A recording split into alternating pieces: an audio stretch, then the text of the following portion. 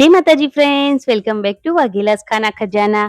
Friends, અત્યારે ગરમી ખૂબ જ વધારે પ્રમાણમાં પડી રહી છે અને રસોડામાં બધાને માટે રોટલી કરવી ખૂબ જ મુશ્કેલી ભર્યું કામ છે.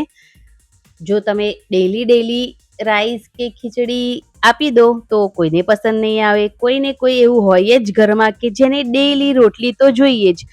તો આજે હું તમારી સાથે 3 એવી નવી ટ્રીકથી રોટલી બનાવવાની રેસીપી શેર કરીશ કે જેનાથી તમે મિનિટોમાં ઢગલા બંધ રોટલી બનાવીને રેડી કરી લેશો અને એ પણ ના વધારે ઝંઝટ કે ના વધારે મહેનત.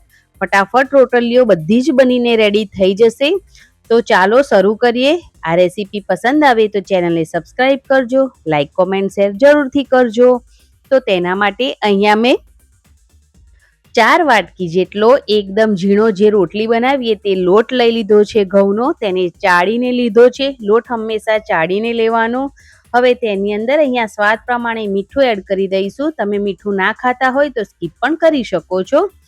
હવે થોડું મોણ માટે તેલ એડ કરી દઈશું, 3 ચમચી જેટલું. તમે તેલની જગ્યા પર ઘીનો પણ ઉપયોગ કરી શકો છો. હંમેશા રોટલી જ્યારે પણ બનાવો અને તમે લોટ બાંધો તો થોડું મોણ એડ કરી દેવાનું, જેનાથી જે આપણી રોટલી છે એ થોડી સોફ્ટ બનીને રેડી થાય. તમે અહીંયા થોડું દૂધ પણ ઉમેરી શકો છો. દૂધ ઉમેરશો તો પણ તમારી રોટલી એકદમ સરસ સોફ્ટ બનીને રેડી થાય છે. મોણ અને જે મીઠું ઉમેર્યું છે તેને લોટ સાથે એકદમ સારી રીતે પહેલા તો આપણે મિક્સ કરી લેવાનું છે. બંને વસ્તુ એકદમ સારી રીતે મિક્સ થઈ જાય ને પછી આપણે થોડું થોડું પાણી એડ કરવાનું છે અને સરસ મજાનો લોટ બાંધીને રેડી કરી લેવાનો છે. જે રીતે આપણે રોટલીનો લોટ બાંધીએ ને એ જ રીતનો એકદમ સ્મૂથ આપણે લોટ બાંધીને રેડી કરવાનો છે. આ રીતે થોડું હાથેથી મસળી દેવાનો છે જેથી આપણી રોટલી છે ખૂબ સરસ એવી સ્મૂથ અને સોફ્ટ બનીને રેડી થાય. એટલા માટે તો મેં અહીંયા લોટ બાંધી દીધો છે. એકદમ સારી રીતે તેને મસળીને એકદમ આ રીતનો લોટ બાંધવાનો છે, મીડિયમ, જે પ્રમાણે આપણે રોટલીનો લોટ બાંધીએ તે રીતનો. હવે તેમાંથી એકદમ પૂરી જેટલા નાના નાના આપણે લુવા કરીને રેડી કરવાના છે આ રીતના. તો અત્યારે થોડા લુવા આપણે પહેલેથી જ કરીને સાઈડ પર મૂકી દઈશું. હવે પાટલો લઈ લઈશું અને તેની પર અહીંયા લુવા મૂક્યા છે. તો હવે એક લુવો લોટવાળો કરીશું, જે અહીંયા કોળો લોટ લેવાનો થોડો ઘઉંનો અને એકદમ પૂરી જેવી સાઈઝની તેની આપણે રોટલી બનાવીને રેડી કરી લેવાની છે આ રીતની. હવે તેને સાઈડ પર મૂકી દેવાનું છે અને બીજી એક જે લુઓ છે તેને પણ એ જ રીતની પૂરી સાઈઝની આપણે રોટલી બનાવીને રેડી કરી લેવાની છે. બંને રોટલી એક સાઈઝની બનાવીને રેડી કરી લેવાની છે. થોડી નાની મોટી બનશે તો પણ તેમાં કોઈ વાંધો આપણે આવવાનો નથી. હવે 2 જે પૂરી બનાવીને રેડી કરી છે તેમાંથી એક પૂરી લઈશું અને તેની ઉપર આપણે એકદમ સરસ તેલ લગાવી લઈશું. બધી સાઈડો પર એકદમ સરસ તેલ લગાવી લેવાનું છે. એકદમ સારી રીતે તેલ લગાઈ જાય ને પછી તેની ઉપર થોડો આપણે જે કોળો ઘઉંનો લોટ છે તેને આ રીતે એડ કરી દેવાનો છે અને જે સાઈડ પર આપણે બીજી પૂરી બનાવીને રેડી કરી છે તેને આ રીતે ઉપરથી મૂકી દેવાની છે, જે રીતે તમે વિડીયોમાં જોઈ રહ્યા છો. હવે ઉપરથી થોડો કોરો લોટ ભભરાવી દઈશું અને સરસ મજાની રોટલી બનાવીને રેડી કરી લઈશું. તો આ તમે ગમે તેટલી પાતળી રોટલી બનાવીને રેડી કરી શકો છો. પણ જો તમારે એકદમ પાતળી રોટલી ના બનાવવી હોય તો તમે થોડી મીડિયમ થિકનેસ વાળી તમે તમારા પ્રમાણે રોટલી બનાવીને રેડી કરી શકો છો. તો આ રીતે મેં એકદમ સરસ રોટલી બનાવીને રેડી કરી લીધી છે. તો રોટલી બનીને રેડી છે. ચાલો તેને આપણે શેકી લઈએ. તો અહીંયા મેં ગેસ પર તવો મૂકી દીધો છે અને તવો સરસ મજાનો ગરમ પણ થઈ ગયો છે. તો હવે એક સાઈડ પર થોડી રોટલી શેકાય એટલે તેને બીજી સાઈડ પલટાવી દઈશું અને આ રીતે ચમચો ફેરવી અને તેને શેકી લેવાની છે.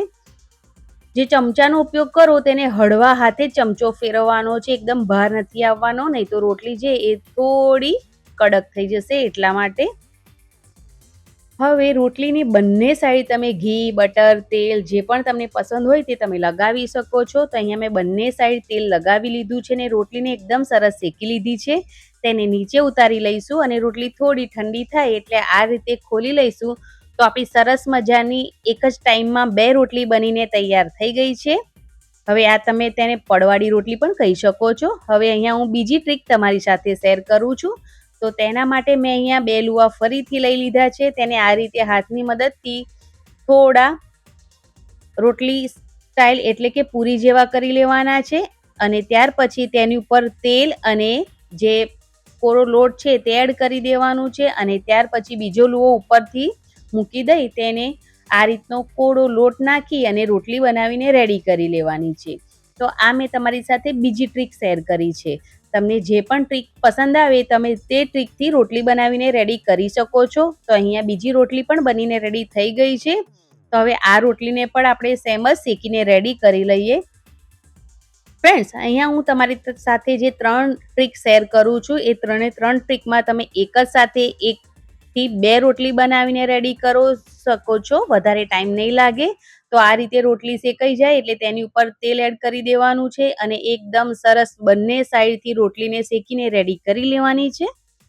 રોટલી શેકાઈને તમે જોઈ શકો છો કે એકદમ સરસ રેડી થઈ જાય છે. વધારે ટાઈમ નથી લાગતો. હવે તેને નીચે ઉતારી લઈશું અને થોડી ઠંડી થાય એટલે તમે આ રીતે જોઈ શકો છો કે તેના પણ પડ છે એ ખૂબ જ સરસ આસાનીથી અલગ થઈ જાય છે. તો એક જ ટાઈમમાં 2 રોટલી બનીને તૈયાર થઈ જાય છે. આ મેં તમારી સાથે બીજી ટ્રીક શેર કરી છે. હવે આપણે જે ત્રીજી ટ્રીક શેર કરીશું તેમાં એકી સાથે 3 રોટલી આપણે બનાવીને રેડી કરી લઈશું. તો તેના માટે અહીંયા લુઓ લઈ લેવાનો છે. કોળો લોટ એડ કરી તેને એ જ રીતે પૂરીની સાઈઝની રોટલી બનાવીને રેડી કરી લેવાની છે. તો આ રોટલીને સાઈડ પર મૂકીશું. બીજો લુઓ લઈશું અને તેને પણ એ જ રીતે પૂરીની સાઈઝની રોટલી બનાવીને રેડી કરી લઈશું. આ રીતે આપણે 3 લુવા લેવાના છે. 3 સેમ લુવા લઈ અને તેની સેમ પૂરી જેટલી રોટલી બનાવીને રેડી કરી લેવાની છે. પછી એ જે રોટલી 3 બનાવીને આપણે રેડી કરી છે તેમાંથી 2 સાઈડ પર મૂકીશું અને એક રોટલી પર આ રીતે તેલ એકદમ સારી રીતે લગાઈ જાય એટલે તેની પર કોરો લોટ એડ કરીશું. પછી તેની ઉપર જે રોટલી બનાવીને રેડી કરી છે તેને એડ કરી દઈશું અને સેમ તેના પર પણ તેલ અને લોટ એડ કરી દઈશું અને લાસ્ટમાં ત્રીજી જે રોટલી બચી છે તેને પણ આ જ રીતે એડ કરી દઈશું.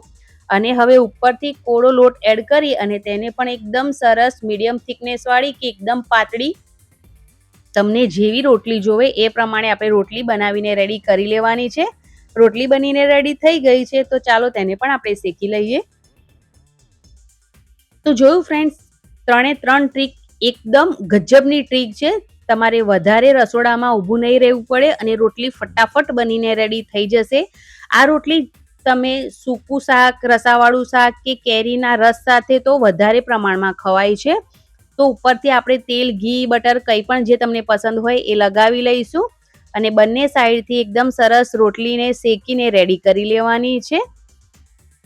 તો આ પણ રોટલી એકદમ સરસ રીતે બનીને રેડી થઈ ગઈ છે. તો ચાલો તેને પણ આપણે ખોલીને ચેક કરી લઈએ. તો અત્યારે થોડી ઠંડી થવા દઈશું. ત્યાર પછી તેને આપણે જે પડ છે તે અલગ કરીશું.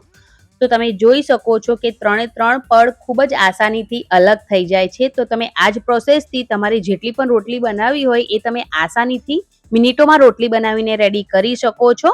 વધારે ટાઈમ નહીં લાગે, વધારે મહેનત પણ નહીં લાગે અને અત્યારે ખૂબ જ વધારે પ્રમાણમાં ગરમી પડી રહી છે. તો ગરમીમાં પણ તમને આસાની રહેશે અને ઘણી બધી રોટલી એક જ વારમાં તમે બનાવીને રેડી કરી લેશો. આ રોટલી વધારે પડતી રસ સાથે ખાવામાં આવે છે અને જે મેં કીધું એમ કે નોર્મલી સૂકું શાક અને રસાવાળા શાક જોડે તો પણ ખૂબ જ સરસ લાગે છે આ રોટલી. તો આ રેસીપી તમારે જરૂરથી ટ્રાય કરવા જેવી છે. એકવાર ચોક્કસથી ટ્રાય કરજો અને ટ્રાય કરો એટલે તમારા અનુભવો કોમેન્ટ બોક્સમાં જરૂરથી જણાવજો. અત્યાર સુધીની રેસીપી જોઈ અને તમને મારી મહેનત થોડી પણ પસંદ આવી હોય તો પ્લીઝ મારી ચેનલને સબસ્ક્રાઈબ કરજો, લાઈક કરજો અને આ જે રેસીપી છે તેને તમારા ફ્રેન્ડ્સ અને ફેમિલી મેમ્બરમાં વધારે ને વધારે શેર કરજો. Thanks for watching. આવજો.